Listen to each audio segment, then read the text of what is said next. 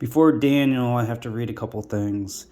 And Jacob said to Joseph, El Shaddai appeared to me at Luz in the land of Canaan. He blessed me, and he said to me, Mark this, I will make you fruitful and multiply you, and I will make you a company of peoples. That's Christians. And I will give this land to your seed, your descendant after you, for an enduring possession. And now your two sons, Ephraim and Manasseh, there's your clue, because one of them came out first too. Manasseh was a literal firstborn. And who were born to you in the land of Egypt before I came to you into Egypt, they are mine. Like Reuben and Simeon, they will be mine. And your children whom you father after them will be yours. They, that's Ephraim and Manasseh, shall be called after the name of their brothers in their inheritance. Their brothers are going to be Christians, so them called after them, they are Christ. Ephraim and Manasseh. He even told him that he's seen his seed in verse 11. And speaking of his descendant, that El Shaddai that appeared to him. Verse 18, and Joseph said to his father, Not so, my father, this is the firstborn. Put your right hand on his head. And his father refused. And he said, I know, my son, I know he, Manasseh, will be a people, Christians. And he, Manasseh, will be eminent. That's Jesus. But truly his younger brother Ephraim will be more eminent than him, and his seed, his descendant, will become the multitude of nations. That's the word for fullness. So may Elohim make you as Ephraim and as Manasseh. And he set Ephraim before Manasseh. And he said, the messenger who delivered him from every evil, exalt the boys and let my name be named in them. And look, 1:8 from Revelation, I am the Alpha and Omega, says the Lord God, who is, who was, and who is coming, the Almighty. El Shaddai is God Almighty. Genesis 49:22. Joseph is a fruitful bow, a bow fruitful beside a well. His branches climb a wall. But masters of arrows provoke, and they shoot arrows and hate him. But his bow abides in agility. And the arms of his hands are made supple by the Ha-Havir of Jacob. That's the mighty one of Jacob. From the shepherd, the stone of Israel. The Raha, the shepherd, even stone. And by the El of your father, who will help you, and by El Shaddai, who will bless you with blessings of the heavens above, blessings of the deep that lie beneath, blessings of the breast and the womb. The blessings of your father are above the blessings of my progenitors. To the furthest boundary of the age-old hills, they will be on the head of Joseph, and on the crown of the head of him who was separated from his brothers. Now see that? He just told you the blessings of your father are above all the other ones. And that's that blessing he gave in Genesis 48. Where he said, like Reuben and Simeon, they will be mine. Speaking of that Ephraim and Manasseh, and he said, let my name be in them in verse 16. And now check this out. This thing where it said to Reuben, it's an attribute going to Ephraim. Because Genesis 49, Jacob said to his sons, gather yourselves together so that I can tell you what will befall you in the last days. Gather yourself together and hear, you sons of Jacob, and listen to your father Israel. Reuben, you my firstborn, and that would have been his birthright too, being the literal firstborn if he would have gave it to him, but my might and the beginning of my strength, the highest in dignity and the highest in power, flowing away like water, you will not excel, because you went up to the bed of your father, then defiled it. You went straight up to my bed. So yeah, he lost that. It obviously went to Joseph. Deuteronomy 33:13, and of Joseph he said, his land is blessed by Yahweh with the precious things of the sky and the dew in the deep that lies beneath, with the best of the produce of the sun, the best yields of the month, the first of the ancient mountains, and the best of the age-old hills, with the best of the land in its fullness, and the favor of him who lived in the bush. Remember, of Ephraim's seed, it's the fullness of the nations. And let it come on the head of Joseph. And you can kind of see too, it's like he owns all that. So, and on top of the head of him who was set apart from his brother, set apart being, holy, set apart by God. And like the firstborn of the bullock is his glory, and the horns of the wild oxen are his horns. And with them he will gore the peoples to the ends of the earth. These are the 10,000s of Ephraim and the thousands of Manasseh. Think of that, the Bible verses with David and Saul. The women sang and danced as David has killed his tens of thousands and Saul his thousands. You see the connection? And now you see a transformation from the bullock, which is the shore, and the wild oxen, the rem. See, the shore, it's a yoked animal, enslaved and destined for slaughter. So you see a transformation from being slaughtered, and then he'll be raised up as a wild oxen, and the horns are kind of like his crown. All right, now Daniel. So the vision appeared to me after the one that appeared to me the first time. And I was watching in the vision, and it came to pass while I was observing, I was in Shushan, in the palace of the province of Elam, and I saw in the vision that I was by the canal of Ulai. Then I lifted my eyes and looked, and there before the canal stood a ram that had 2 horns, and the 2 horns were high, but one was higher than the other, and the higher one came up last. That goes to that Ephraim and Manasseh. 2 horns, they're going to be Christ after the brothers in their inheritance. And people were confused about it, just like Joseph was, where he was like, "Not so, my father, this one is the firstborn." And I saw the ram budding westward and northwards and southwards, so that no beast could stand before him, nor was there anybody who could bring deliverance out of his hand, like Jesus said. John 10:29, my Father who gave them to me is mightier than all, and nobody is able to snatch them out of the hand of my Father. The Father and I are one. I think too, you go to verse 25. Jesus answered them and said, I told you, and you did not believe. The works that I do in my Father's name give testimony concerning me. And that's, like what he said, Israel, Jacob said, let my name be in them. And then how that firstborn gets the highest of dignity and all that. And so Jesus came first and gets it, and then Ephraim after. But you do not believe because you are not my sheep, as I said to you. My sheep hear my voice, and I know them, and they follow me. And I give them Eonian life. And they will most certainly not suffer destruction throughout the eon, and nobody will snatch them out of my hand. So yeah, he got his hand here, and then he goes to the hand of the Father after. Okay, back in Daniel, so we got the stood a ram that had 2 horns, and the 2 horns were high, but one was higher than the other, and the higher came up last. So that's that Ephraim and Manasseh. And I saw the ram budding westwards and northwards and southwards, so that no beast could stand before him, nor was there anybody who could bring deliverance out of his hand. But he acted in keeping with his will and became powerful, keeping the will of the Creator. And I was considering, suddenly a male goat came from the west across the surface of the whole earth, and it did not touch the ground. And the goat had a conspicuous horn between its eyes, and it came towards the ram, which had 2 horns that I had seen standing before the canal. And remember, the one was higher than it, and the other one was down on the other side. And that's kind of like, and another thing too that lets you know with that Manasseh and Ephraim, like we read in Deuteronomy 33 and Genesis 49, how he owns the mountains and hills. So kind of logically, you can see the one that's up there on the mountain, it's Ephraim, because he's higher.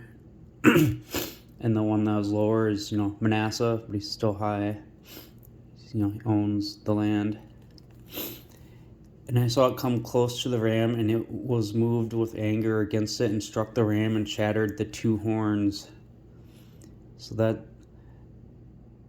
the 2 being killed. And it's just like that Deuteronomy 33 prophecy with the bullock and then becoming the wild bullock, but that one's kind of more on Ephraim with the wild bullock, because he's going to be the one that's going to be the mighty man of war. And there was no power in the ram to stand up to it, but it threw it down to the ground and trampled on it, and there was no deliverer for the ram from its hands.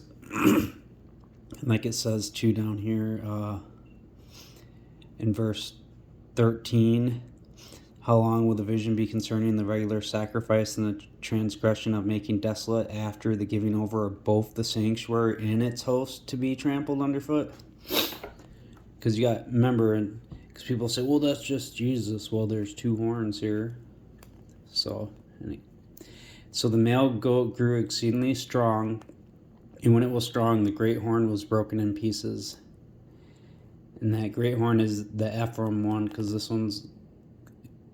is really going to the end, and it shows little pieces in between the end of the days, but this book is primarily at the last days, at the completion of the eon, like Jesus says in Matthew 24. He mentions when you see the abomination of desolation, and that was in relation to being asked when will be the completion of the eon. And instead of it, excuse me, 4 conspicuous ones came up towards the 4 winds of the skies, and out of one of them a little horn emerged, which grew exceedingly powerful towards the south, and towards the east, and towards the glorious land. And it grew vast and as far as the hosts of heaven, and it threw some of the hosts and some of the stars down to the ground and trampled them underfoot. See, that's gonna be, there's gonna be a leader that's gonna emerge that's gonna not like this Ephraim. And obviously he works through Mystery Babylon. But if you see, this is kind of like that Revelation 12 sign, where the woman clothed with the sun, moon, and stars, and waiting to deliver a child. And there was the dragon, or it was waiting to devour it as soon as it was born, and it threw some of the hosts of the heavens down and the stars. That's it right here. So you read Revelation 12 in relation to this.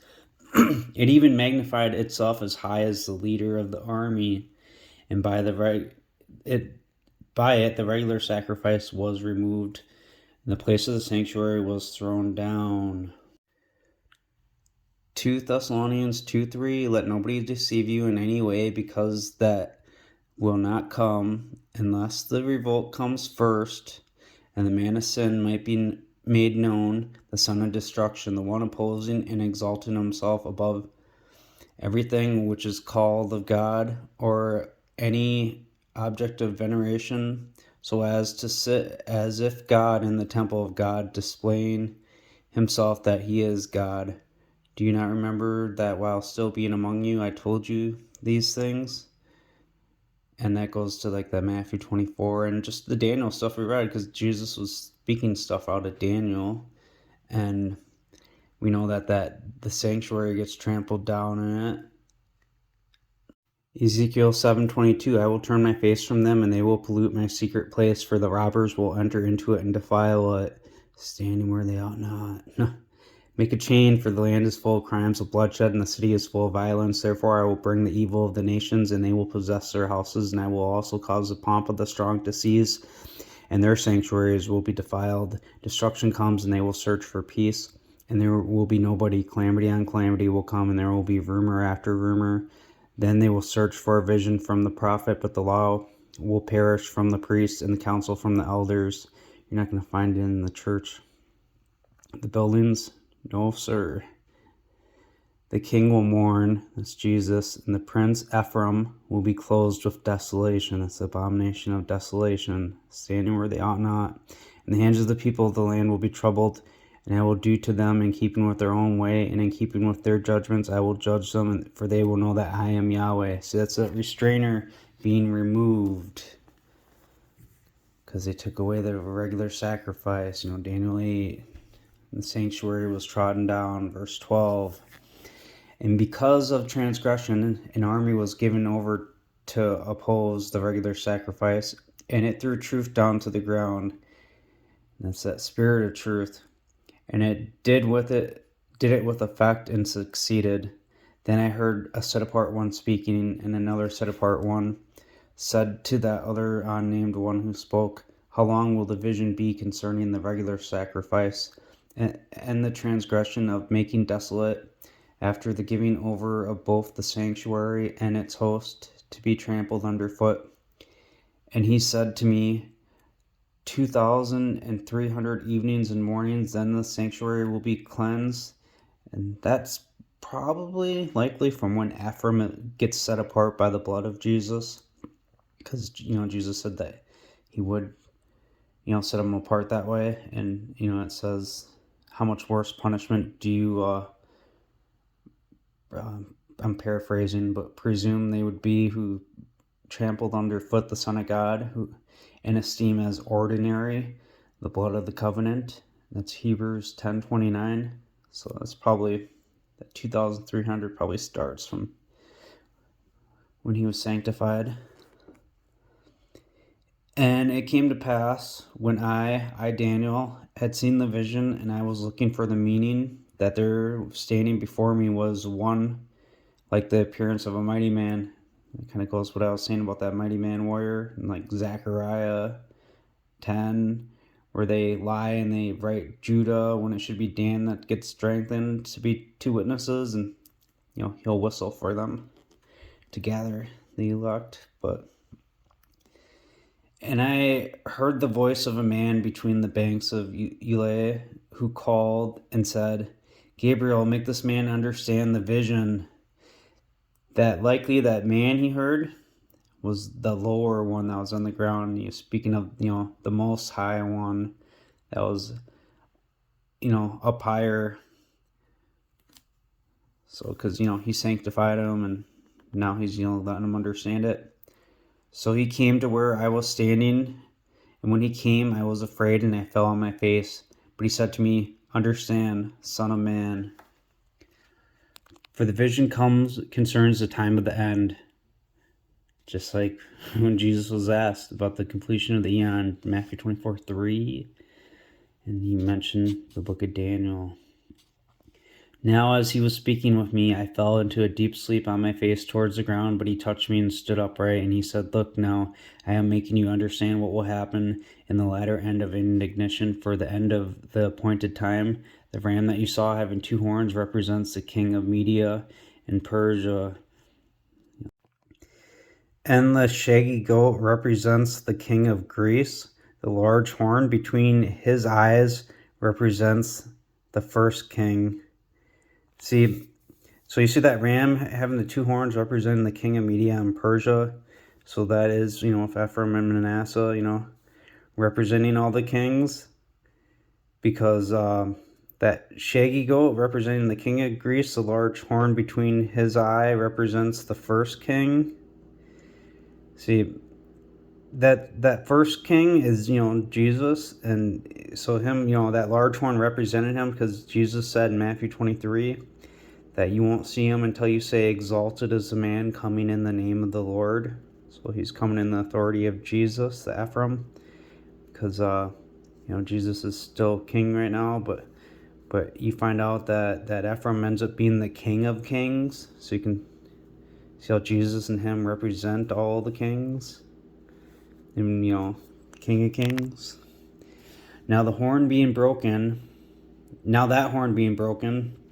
and the four were standing up in its place. Because think they're standing in the place where they ought not. So they, exalt themselves as God. So, four kingdoms will rise out of that nation, but not with its power. And in the latter time of their kingdom, when the transgressors have filled up their measure, fill up your cup to the measure of your fathers, like Jesus says in Matthew 23. A king of fierce countenance and who understands dark intrigues will arise, and his power will be tremendous, but not by his own power, and he will cause fearful destruction, and he will prosper and thrive, and he will destroy the mighty and set apart people, and through his policy he will cause deceit to prosper in his hand, and in his own heart he will exalt himself and be at ease. He will destroy many, and he will stand up against the prince of princes, but he will be broken without hand. And the vision of the evenings and the mornings which was told is true, so seal up the vision, for it concerns many days.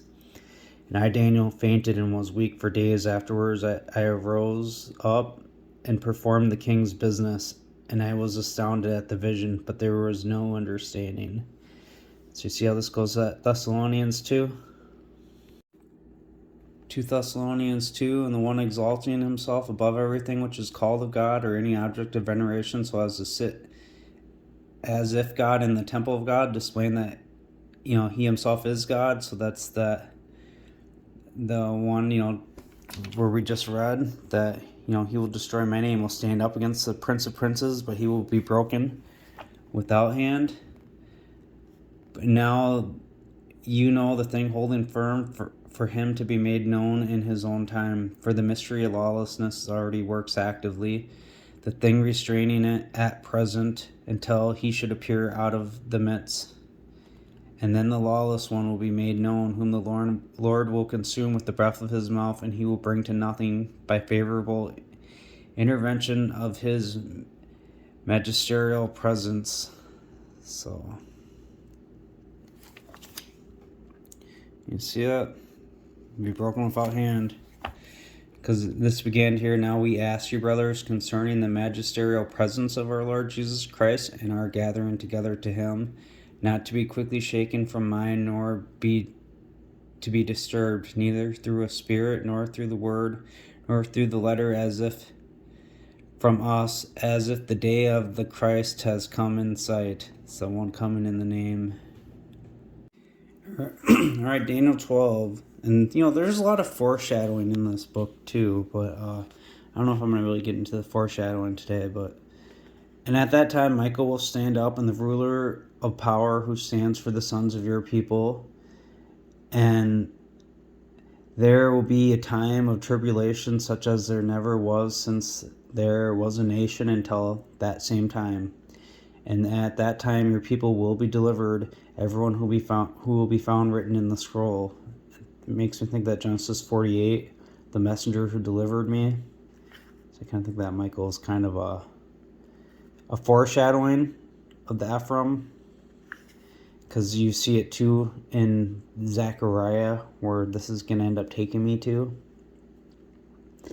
And many from among them who sleep in the dust of the ground will awake, some to Aeonian life, and some to reproaches in age-enduring abhorrence. So it kind of takes away that doctrine of hell right now, because they're sleeping in the ground. There's no one up in heaven, no one down in hell. All false. Only Jesus is up at the throne right now, and Ephraim will go up there too after his death and resurrection. And those who are wise will shine like the brightness of the firmament, and those who turn many to righteousness like the stars throughout the eon and its duration. But you, Daniel, close up the words and seal the scroll until the time of the end. Many will apostatize, and calamities will be increased. Then I, Daniel, looked, and marked this: 2 others stood there, one on the other side of the riverbank and the other on the other side of the riverbank. This goes back to that ram, the one being higher and one being lower in that canal. Because when you think of that riverbank, it takes you to like the Jordan that runs down, and then you got the Sea of Galilee above it, and on the other side of it, on the east side, that's that Manasseh side, and then the west is Ephraim side. So, and the one said to the man clothed in linen, who was above the waters of the river, how long until the end of these wonders? And that gets to Zechariah 3, and there's the foreshadowings in here. And he showed me the high priest Joshua standing before the messenger of Yahweh. It's kind of like Joshua. He's from Ephraim, the tribe of Ephraim, and then that messenger, it's like Jesus. It's the types in here. An enemy standing at his right hand to accuse him. And Yahweh said to the enemy, Yahweh rebuke you, you enemy, because, Yahweh is in his temple.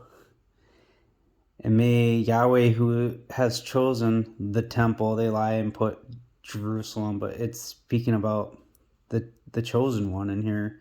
Because even when you go up to chapter 2:12, Yahweh will inherit its Ephraim, because that's the firstborn. Judah's a lie, his portion in the appointed land. And he will once again choose the temple. Be silent, all flesh, before Yahweh, for he has roused himself out of his appointed habitation. That goes to Habakkuk. is it 2:20, I want to say?